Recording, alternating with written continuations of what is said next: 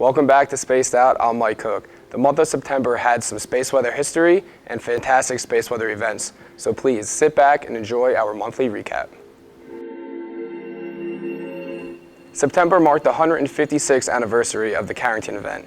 In 1859, during the early morning hours on September 2nd, auroras were seen as far south as the Caribbean in the northern hemisphere.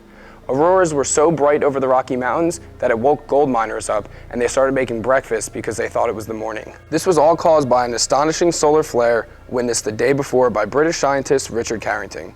That day marked the discovery of solar flares in a new study called space weather.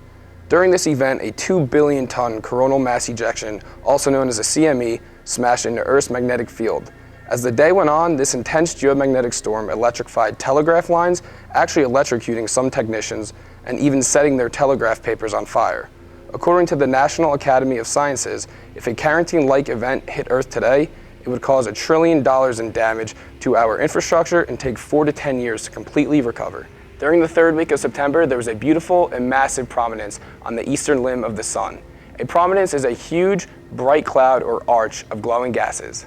When a prominence is viewed from a different perspective, so that is against the sun instead of space, it appears darker than the surrounding background. This formation is instead called a solar filament. It is possible for a projection to be both a filament and a prominence.